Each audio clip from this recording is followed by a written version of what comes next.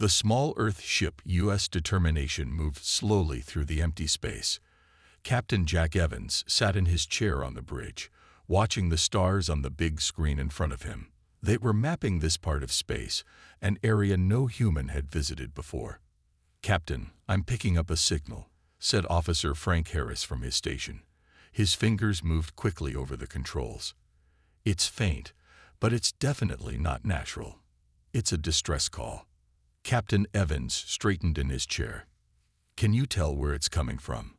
"Near that asteroid field, about 20,000 kilometers to our starboard," Frank replied, pointing to a cluster of rocks floating in the darkness.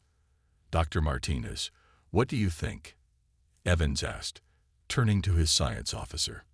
Dr. Lily Martinez looked up from her screen, her dark eyes serious. "The signal doesn't match any known patterns in our database. It's not human, and it's not from any of the 3 alien races we've met before." Evans nodded. Making decisions like this was why he was captain. "Set course for the signal, half speed. Keep sensors at maximum range. We don't know what we're dealing with." The Determination changed direction, moving carefully toward the asteroid field. As they got closer, they saw it, a ship, badly damaged, drifting between the rocks. It was unlike any vessel they had seen before. The ship was round, with odd spires jutting out from its surface. Parts of it glowed with a soft blue light, while other sections were dark and broken. "Life signs?" Evans asked. Dr. Martinez studied her readings. "Yes, many of them. Hundreds, actually. But they're weak." "Their ship is in bad shape," said Engineer Patrick Oakes. "Multiple hull breaches, life support systems failing. Those people, whoever they are, don't have much time left." Captain Evans stood up. "Prepare to bring survivors aboard.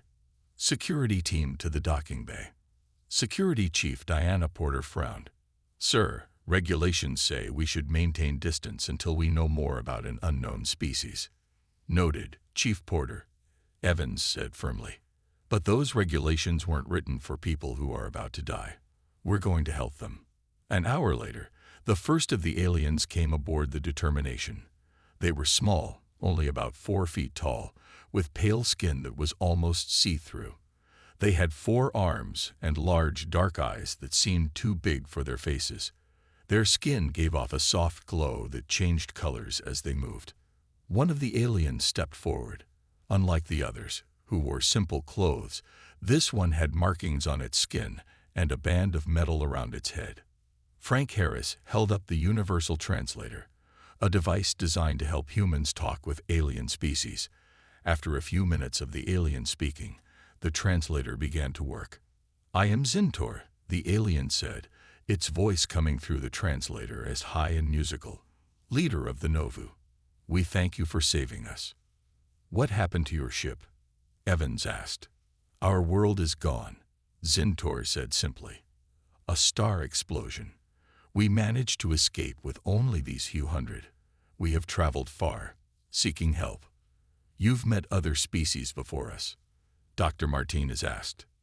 "Yes." Zintor's skin flashed a dark blue, which they would later learn meant sadness. "The Xilari Consortium, the Mecton Alliance, the Jopari Federation, and others. All turned us away. Some fired weapons to make us leave. None would help." "Why?" Captain Evans asked, shocked. "Too many of us. Too different. Too much trouble," Zintor explained. "We have been traveling for nearly 2 Earth years, our systems failing, our supplies running out. You are our last hope." Captain Evans looked at the desperate aliens, then at his crew. He saw concern in their eyes, but also determination. "Well, the Novu's search ends today," he said firmly. "You're safe now.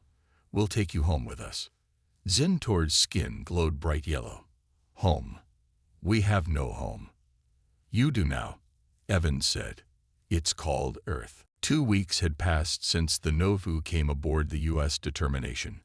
The ship was crowded now with nearly 300 aliens. Hallways that once seemed wide now felt narrow. The air recyclers worked harder than ever before. Chief Engineer Patrick Oakes hadn't slept more than 4 hours a night since the rescue. He wiped sweat from his forehead as he adjusted another air filter. The system wasn't built for this many people, he told his assistant. We're making it work, but it's not easy. In the medical bay, Dr. Samantha Warren studied data on her screen. The novobiology was unlike anything she had seen before. Their transparent skin revealed organs that glowed different colors depending on their health. When they were sick, the glow dimmed. Their blood isn't even really blood, she explained to Captain Evans. It's more like liquid light, and their bones are soft, almost like cartilage. The captain nodded. Can you help the injured ones? I'm learning, she said. Their bodies heal differently than ours, but I've managed to treat the worst cases. In the cargo bay, now converted to living quarters for the Novi, Diana Porter watched the aliens with careful eyes. As security chief, it was her job to be suspicious. But as the days passed, she found herself drawn to the Novu children. They played games with moving lights that danced from their fingertips, and they always invited human children to join them. One evening, Captain Evans met with Zintor in his office. I need to understand more about your people, he said. Why did the other aliens refuse to help you? Zintor's skin darkened slightly. The truth is not simple. The Novu have knowledge that others find valuable. We understand quantum mechanics in ways that other races do not. We know how to change dead worlds into living ones. Terraforming, Evans said. Yes, the Xelari wanted our knowledge, but not our people. They took what we offered, then told us to leave when we asked for a place to live. Zintor's four hands clasped together. The Mectans studied our biology, took samples, then fired warning shots when we stayed too long. The Jopari simply said no without explanation. Evans struggled for words. That's cruel. That is space, Zintor replied simply. Resources are precious. Most races protect their own first. The ship's communication system beeped. Captain, incoming message from Earth Command, said Frank Harris over the speaker. Evans sighed. I'll be right there. He turned to Zintor. Wait here, please. On the bridge, Admiral Betty Simmons appeared on the screen. Her face was stern. Captain Evans, we've reviewed your reports about these Novu aliens. The Security Council is concerned about bringing an unknown species to Earth in such numbers. Evans frowned. Admiral, these people need help. Their world is gone. I understand your compassion, Captain, but there are protocols. You are ordered to divert to Outpost 47. The aliens will be held there while we determine if they pose any threat. Outpost 47 isn't equipped for long-term housing of 300 people, Evans argued. Those are your orders, Captain. Admiral Simmons said sharply. Earth governments need time to debate this situation. It could take months or even years. Years? Evans couldn't hide his shock. Admiral, these people have been rejected by every advanced civilization they've encountered. Are we going to be just like the others? The Admiral's expression softened slightly. We're not abandoning them, Captain. We're being cautious. Outpost 47. That's final. After the call ended, Evans stared at the blank screen. He thought of the Novu children playing with light. He thought of Zintor's sad words. That is space. Most races protect their own first. Not us. Evans whispered to himself. That's not who we are. He pressed the communicator. Senior staff meeting in 10 minutes. We need to talk. The U.S. determination docked at Outpost 47 3 days later. The space station was old and small, built mainly for research and not for housing hundreds of refugees. Captain Evans walked down a long hallway to meet with Admiral Gregory Henderson, who had traveled from Earth to oversee the situation. Captain, Henderson said coldly when Evans entered the office. I understand you were not happy with your orders. Evans stood tall. With all due respect, Admiral, the Novu need more than this outpost can provide. Henderson motioned for Evans to sit. The situation is complicated. Earth governments are divided. Some want to welcome the Novu. Others fear what bringing aliens to our planet might mean. How long will they have to stay here? Evans asked. Hard to say. The debates could last years. Henderson looked tired. In the meantime, they'll be contained here. Contained. Evans didn't like that word. They're refugees, not prisoners. After the meeting, Evans found Dr. Lily Martinez studying the station's environmental systems. Her face looked worried. What's wrong? He asked. The Novu need specific conditions to survive long-term, she explained. Their bodies require more humidity than humans and different light patterns. This station can't provide that. She lowered her voice. If they stay here for years, they'll slowly get sick and die. Evans felt cold inside. Are you sure? Completely. I've been studying their biology with Dr. Warren. This place will kill them, just slowly. Evans called an emergency meeting with his senior staff in a small room far from the main hallways.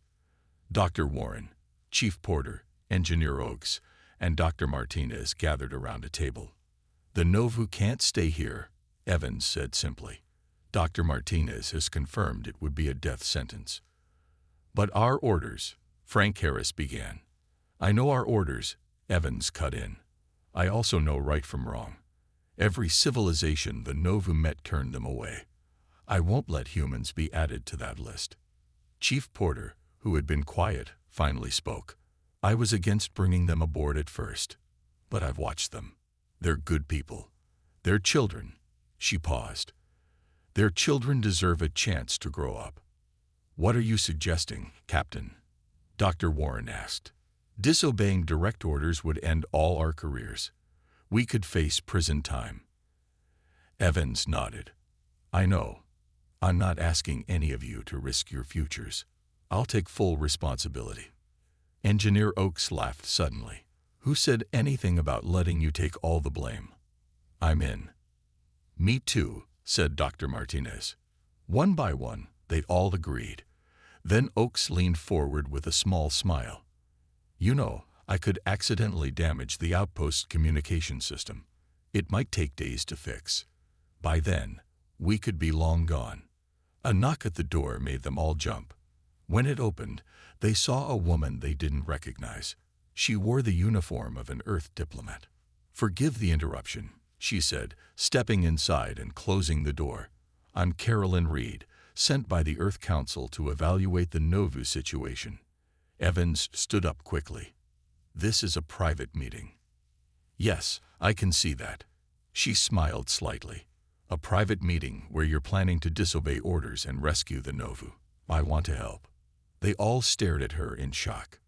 Why would you help us? Chief Porter asked suspiciously. Because I've spent the last 2 days talking with the Novu. I've seen how they're already starting to struggle in this environment. Carolyn's eyes were determined. And because I have connections in the Earth government that might be useful. She placed a small device on the table. This contains access codes for a remote landing site on Earth. It's a research station in the North American West Coast. It has the right environmental conditions for the Novu. Why would you risk your career? Evans asked. Carolyn smiled. For the same reason you're risking yours, Captain. Because it's the right thing to do. 3 days later, the U.S. determination approached Earth. Thanks to Engineer Oakes, the communication systems at Outpost 47 had suffered an unexpected technical failure right after their departure. By the time the outpost could send warnings, the ship was already nearing home. On the bridge, Captain Evans watched as Earth grew larger on the view screen. It was beautiful. Blue oceans, white clouds, green and brown land. He wondered if the Novu thought it was beautiful too. Captain, we have multiple ships approaching, Frank Harris said from his station. Military vessels. They're forming a blockade. Evans had expected this. He turned to diplomat Carolyn Reed, who stood nearby. I hope your plan works. She nodded and moved to the communication station. Open a channel to the lid ship. A stern-faced naval commander appeared on screen. This determination, you are in violation of direct orders. Power down your engines and prepare to be boarded. Carolyn stepped forward. Commander, I am Diplomat Carolyn Reed. Authorization code Lima 74 Alpha 9. I'm invoking Protocol 12 of the Earth Refugee Convention. There was a pause as the commander checked her codes. His expression changed from anger to confusion. Ms. Reed, you're supposed to be at Outpost 47. Plans changed when I discovered the Novu would die there, she said calmly. While you've been setting up this blockade, I've been speaking with the Earth Council. Public opinion has shifted since news of the Novu situation reached the media. The commander looked uncomfortable. I have my orders. Check again, Carolyn suggested. You should be receiving new ones right about now. After a tense minute, the commander nodded reluctantly. You're cleared to proceed to the coordinates provided. But this isn't over, Captain Evans. The screen went dark. Everyone on the bridge let out a breath they hadn't realized they were holding. How did you do that? Evans asked Carolyn. She smiled. I've been sending information to Earth, stories about the Novu, their culture, their plight. People are sympathetic, and several scientific organizations are very interested in the Novu's knowledge of terraforming and quantum mechanics. 2 hours later, the Determination landed at the coordinates Carolyn had provided, a large research complex near the coast, surrounded by forests and mountains. The area had been quickly converted to house the Novu, with special lighting and humidity controls installed. As the Novu left the ship, they stared in wonder at the blue sky and green trees. Many of them glowed bright yellow, the color of happiness in their species. Zintor approached Captain Evans. Your world is beautiful, the alien leader said. We feared we would never feel solid ground beneath our feet again. Over the next few weeks, humans and Novu began to work together. The aliens shared their knowledge freely. Dr. Warren discovered that Novu biology contained secrets that could help human medicine. Their natural healing abilities were remarkable. Engineer Oakes worked with Novu technicians to develop new energy systems that were cleaner and more efficient than anything humans had created before. The most surprising connection came through art. The Novu created beautiful light sculptures using their natural bioluminescence. Humans were fascinated, and art galleries in nearby cities invited Novu artists to display their work. But not everyone welcomed the aliens. Small protests began to appear outside the settlement. People carried signs that read Earth First and Human Jobs for Humans. Some feared the aliens would take resources or spread disease. One evening, as Captain Evans walked through the settlement, he saw a rock fly over the fence. It nearly hit a Novu child playing nearby. Security quickly responded, but the damage was done. Fear had entered the peaceful community. It will pass, Zintor said when Evans apologized for the incident. All change brings fear at first. I hope you're right, Evans replied, looking at the fence that now had to be guarded day and night. I truly hope you're right. 6 months passed. The Novu settlement had grown into a small town. New buildings with special environmental controls housed the aliens comfortably. Gardens with both earth plants and saved specimens from the Novu homeworld added color to the landscape. Humans and Novu worked side by side in laboratories and workshops. Captain Evans, now assigned as military liaison to the settlement, walked through the main street with Zintor. Children of both species played a game that combined human tag with Novu light dancing. Your people have adapted well, Evans said. Thanks to human kindness, Zintor replied. We have found hope again. Their peaceful moment was interrupted when Carolyn Reed approached quickly, her face worried. Jack, we have a situation, she said. Earth just received a communication from the Xilari Consortium. The Earth Security Council meeting room was packed. Representatives from every major nation sat around the large table. The Xilari ambassador, Vexkar, waited impatiently as Captain Evans and his team prepared to present their findings.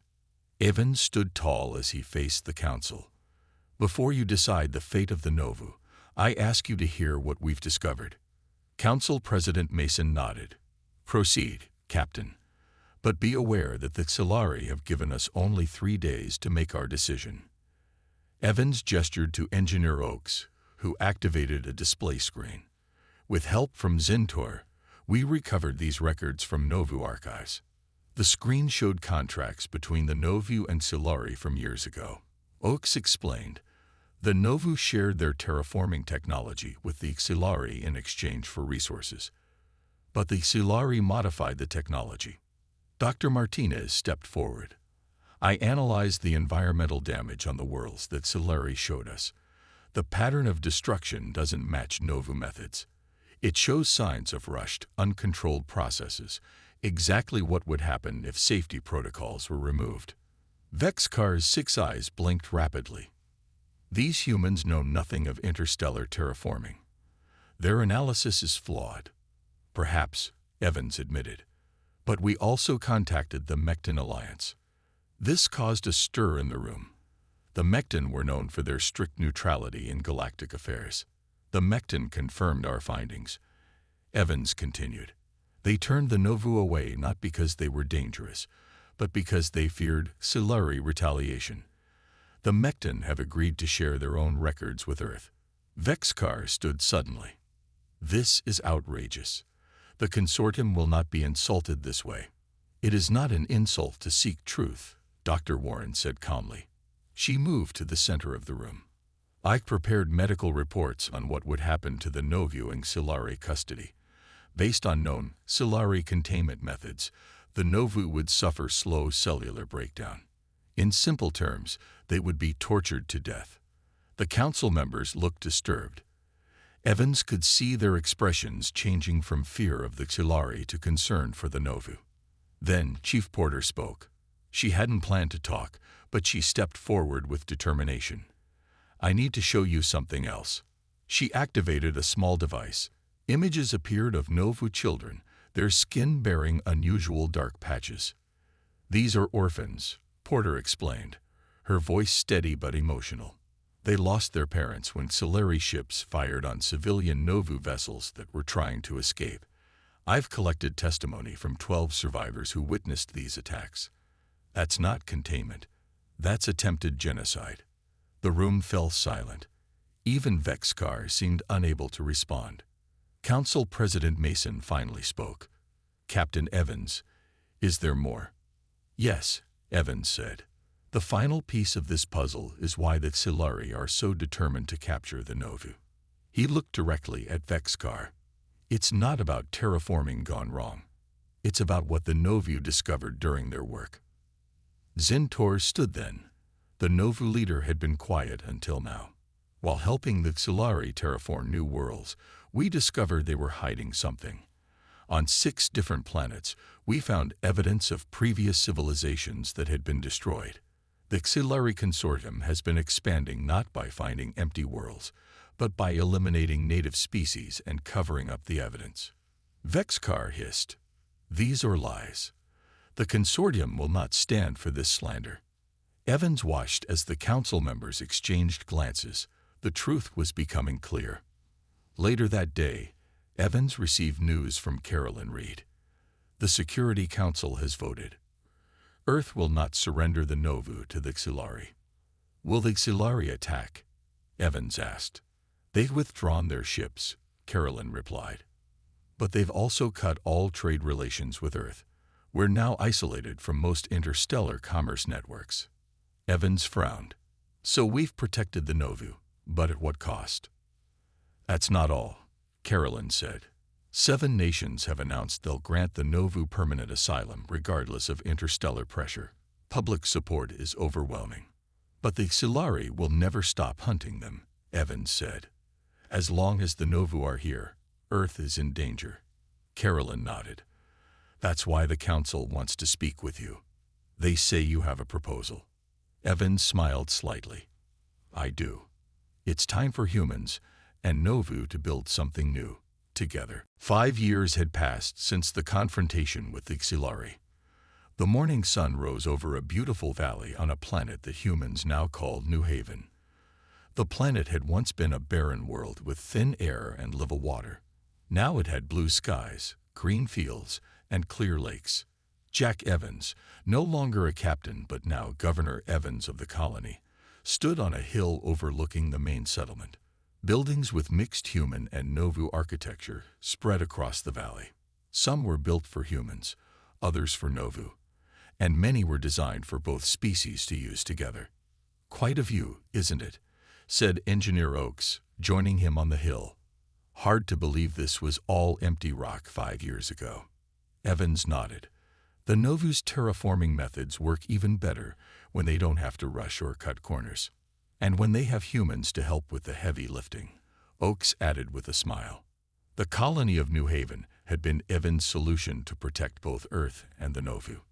The joint human-Novu colony on an unclaimed planet beyond Siluri space. Here, the refugees could build a real home while maintaining close ties with Earth. At first, only a few hundred brave humans had volunteered to join them. Now the colony had nearly 5,000 humans living alongside all 300 Nov. Evans and Oaks walked down to the central plaza where people gathered for the 5-year celebration. Dr. Warren was showing a group of medical students, both human and Novu, how to use new healing techniques that combine the best of both species' knowledge. "Our patients recover twice as fast now," she told Evans proudly. "The hospitals on Earth are begging for more of our trained doctors." In another part of the plaza, Chief Porter watched children play. The human children had learned to make simple light patterns, copying their Novu friends. It wasn't the natural bioluminescence of the aliens, but special gloves that Engineer Oaks had designed to help the different species play together. "They don't even see the differences anymore," Porter said as Evans approached. "To them, it's just normal to have friends with 4 arms and glowing skin." The center of the plaza had been cleared for the main ceremony. A large ship stood on the landing pad nearby, the U.S. Determination I. It was bigger and more advanced than the original, built with both human and Novu technology.